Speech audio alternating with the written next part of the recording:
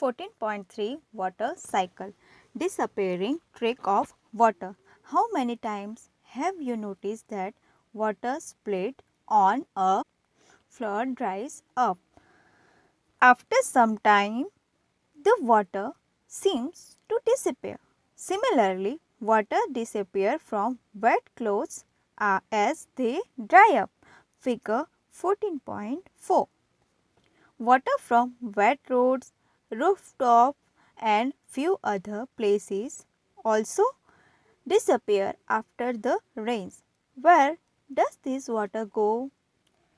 आपने देखा कि कई सारी एक्टिविटी में जो वाटर है वो डिसअपियर हो जाता है, तो वो कहाँ जाता है? आप इस 14.4 clothes drawing on a cloth lines भी देख सकते हैं कि थोड़े देर बाद जो कपड़े हैं वो गीले होते हैं, वो सूखे हो जाते हैं.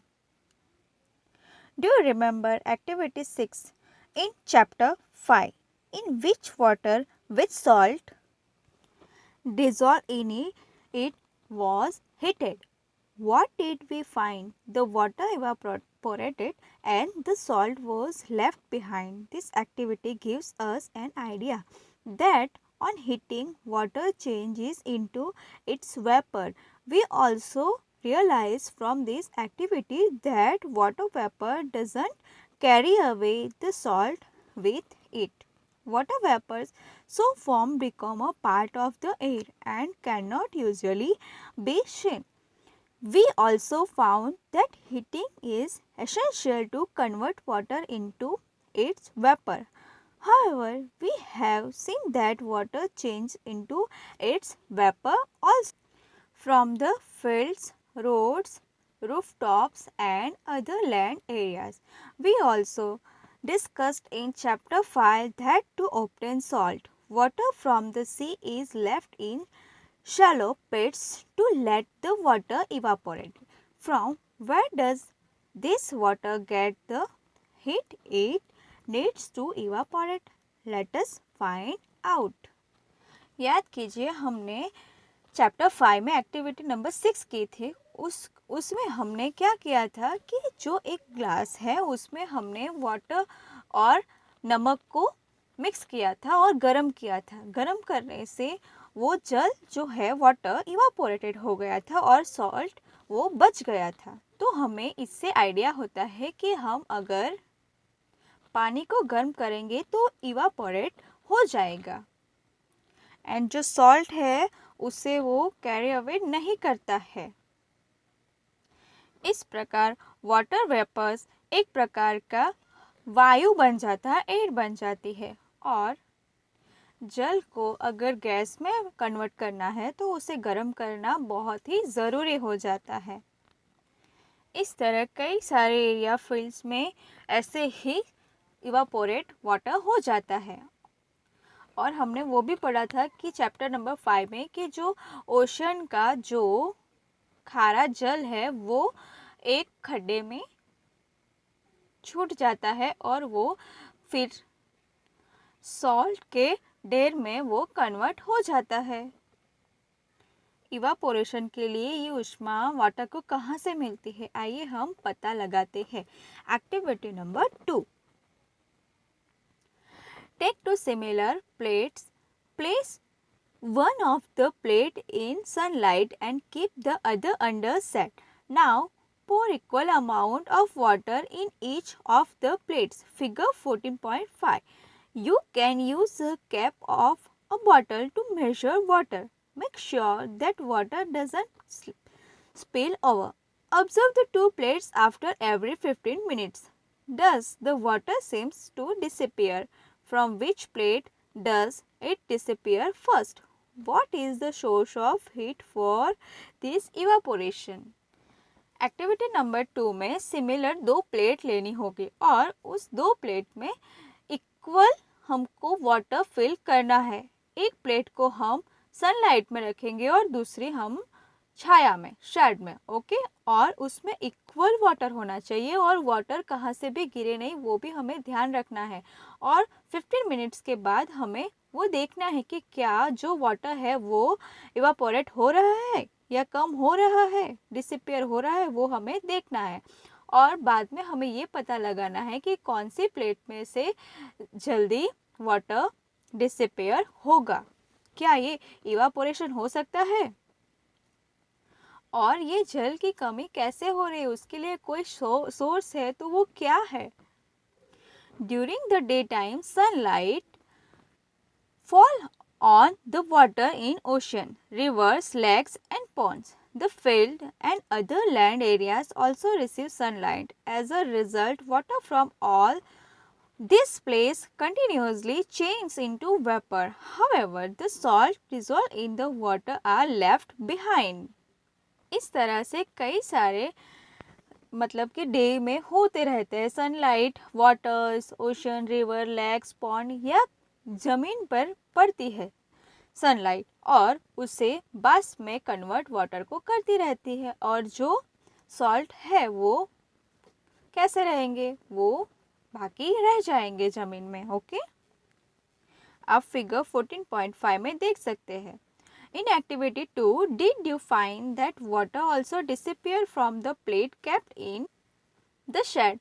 Though it could have taken more time, does the heat from the sunlight reach here?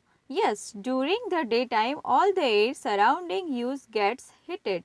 This warm air provides heat for evaporation of water in the shed. Thus, evaporation takes place from all open surface of water.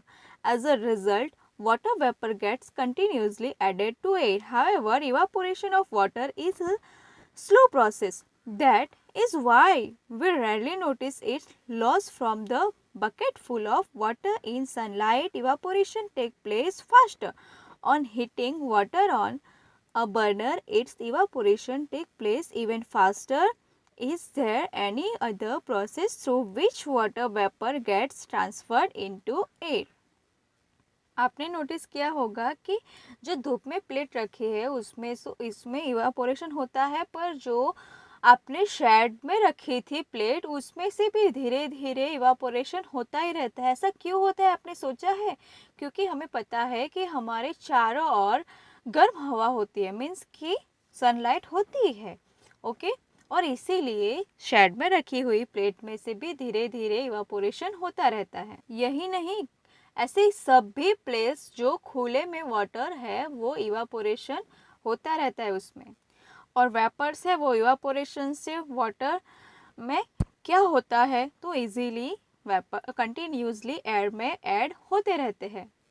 Evaporation एक एकदम slowly process है, इसीलिए हम किसी notice करते हैं तो बाल्टी में जो जल रखा हुआ होता है वो एकदम धीरे से, हम कई बार तो नोटिस कर रहे होते तो हमें पता भी नहीं चलता कि ये कम हो रहा है वाटर। सनलाइट में इवापोरेशन फास्टर होता है, उससे भी ज़्यादा फास्ट हम अगर बर्नर पे वाटर को गर्म करेंगे तो उस पे होगा। इस तरह से ये प्रोसेस चलती रहती है। क्या दूसरी भी कोई प्रोसेस है water vapour gets transfer into air की? ओके, तो चाहिए हम देखते हैं। Laws of water by plants. You may learn in chapter 7 that plants need water to grow. Plants use part of this water to prepare their food and retain some of it in their different parts. Remaining part of this water is released by the plant into air as water vapor through the process of transpiration. Do you remember observing transpiration of water by plants in activity 4 in chapter 7? Water vapor entered the air through the process of evaporation and transpiration. Is it lost forever? No, we get it back again as we will see. आपने chapter number 7 में पढ़ा था कि पौधों को भी पानी की आवश्यकता है और वो उनसे खाना बनाती है अपना। ओके, और कई सारा वाटर वो यूज़ करती है और जो शेष बच जाता है उससे वो स्टोर करके रखती है और देन उसमें इवापोरेशन ट्रांसपिरेशन होता है। ओके, हवा में जो वाटर है वो इवापोरेशन और ट्रांसपिरेशन मीन्स वेपर वो हवा में लुप्त हो जाते हैं या वो बाकी रहते हैं? नो, वो कैसे हमें फिर से मिलते हैं वो हमें आगे पढ़ना है। Okay. How are clouds formed? Activity 3. Take a glass half filled with water. Wipe the glass from the outside with a clean piece of cloth. Add some ice into the water. Wait for 1 or 2 minutes. Observe the change that take place on the outer surface of the glass. Figure 14.6. आप आधा glass पानी लीजिए, okay, और बाद में उसे ऊपर से सूखे कपड़े से पोंछ लीजिए। बाद में उसमें आप बर्फ़ के टुकड़े डालिए। अब आप 1-2 मिनट के बाद नोटिस कीजिए कि क्या होता है ग्लास के बाहरी फेस तक, okay. From where do water drops appear on outer side of the glass? The cold surface of the glass contain ice water. Cool the air around it and the water vapor of the air condenses on the surface of the glass. We notice this process of condensations in activity 7 in chapter 5. आपने देखा होगा कि glass के बाहर की तरफ waters के drops दिखते हैं, ओके, और वो बाहर की हवा को कैसे करती है, ठंडा करती है। इस फिगर में आप देख सकते हैं 14.6 में drops of water appear on outer surface of the glass containing water with ice. पहली has notice dew on leaves of grass on winter mornings. Did you notice something similar on leaves on metal surface like iron grills and gates on a cold morning? Is this also due to condensation? Do you see this happening on hot summer mornings? क्या आपने भी ये notice किया है? The process of condensation plays an important role in bringing water back to surface of earth. How does it happen? As we go higher from the surface of the earth, it gets cooler. When the air moves up, it gets cooler and cooler. At sufficient heights, the air becomes so cool that the water vapor present in it condenses to form tiny drops of water called droplets. It is these tiny droplets that remain floating in air appear to use as clouds. Figure 14.7. It so happens that many droplets of water come from together from larger sides. जैसे जैसे हम अर्थ के surface से ऊंचाई पे जाते हैं वैसे वैसे ठंडी हवा लगती है, और जैसे कि कई ऊंचाई पर जाने से हमें बहुत सारी वहाँ पे ठंडी ठंडी हवाएं होगी और वाटर वेपर्स होंगे, ओके, और छोटे छोटे ड्रॉप्स होंगे, उसको हमें वो वाटर कॉल्ड, उसे क्या कहते हैं, तो ड्रॉपलेट्स कहते हैं, ओके, और वो हवा में तैरते रहते हैं और उसे ही हम क्या कहते हैं, क्लाउड्स। जैसे कि आप इस फिगर में देख सकते हैं, figure 14.7, clouds. It so happens that many droplets of water comes together from larger size. Drops of water. Some drops of water become so heavy that they begin to fall. These falling water drops are what we call rain. In special condition, it may also fall as hail of snow. ये बूंदे कई बार इतनी भारी हो जाती है कि वो फॉल होते, मीन्स कि वो वाटर ड्रॉप्स नीचे आते हो और हम उसको क्या बोलते हैं, तो हम उसको रेन बोलते हैं, ओके। और कई बार स्नो भी होता है जो गिरता है ऊपर से। Thus, water in from vapor goes into air by evaporation and transpiration from clouds and then come back to ground as rain, hail or snow. और इसी तरह वापस अर्थ पे वाटर आ जाता है। 14.4 Back to the ocean. What happens to the water that rain and snow bring to different regions of earth? Almost all land surface are above the level of ocean. Most of the water that falls on the land as rain and snow sooner the later goes back to the ocean. This happens in many ways. इसी तरह rain और snow में convert होके फिर से वो water उसके place पे चला जाता है. Snow in the mountain metals into water. This water flows down the mountain in the from of stream and reverse. Figure 14.8. Some of the water that falls on land as rain also flows in the from rivers and streams. Most of the rivers cover long distance on land and ultimately fall into a sea or an ocean. However, water of some rivers flows into lakes. इसी तरह rain होती है तब कई सारे parts है वो फिर से भर जाते हैं पानी से. माउंटेन्स पे वाटर है वो मेल्ट होता है और फिर नदियाँ है वो भर जाती है फिर से. इसी तरह नदियाँ भर जाती है, बाद में वो कई दूर दूर तक फैल जाती है और अंत में महासागर से मिल जाती है. फिगर 14.8 में आप देख सकते हो rain water flows down in the form of stream and reverse.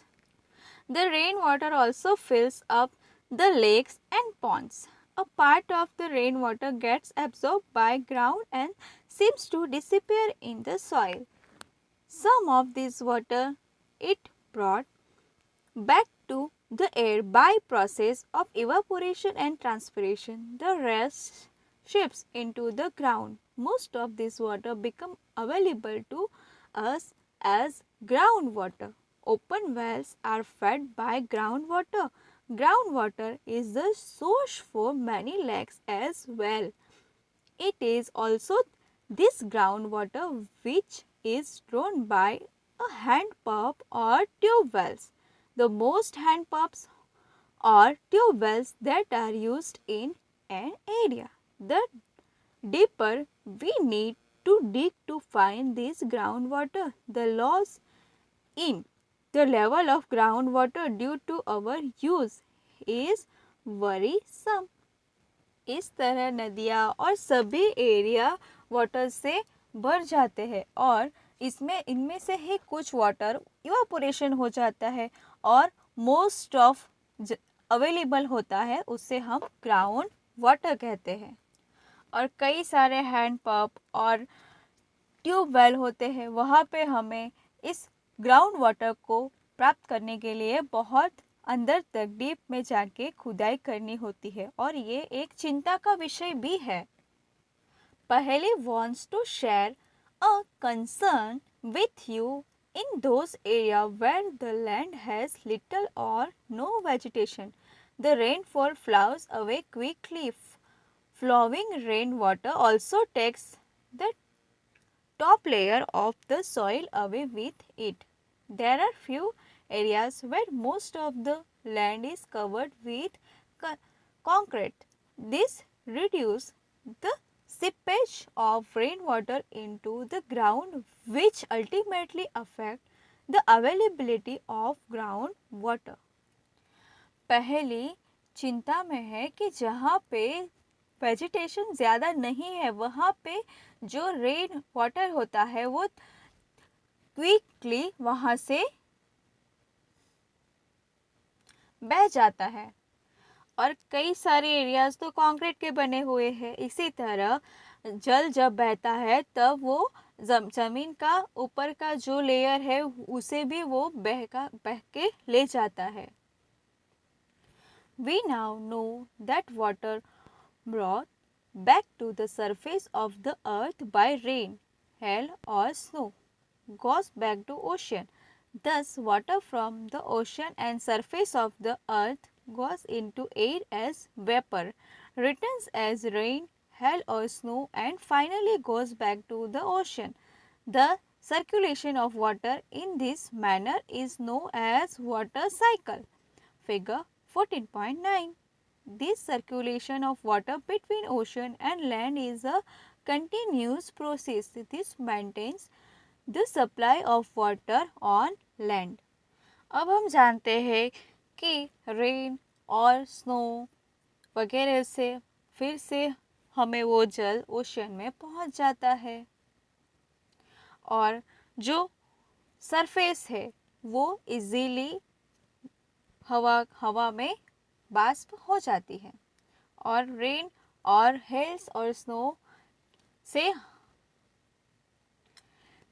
इनके रूप में हमें वो मिल जाता है और फिर से वो ओशन में चला जाता है। इसी तरह वाटर साइकिल चलता रहता है।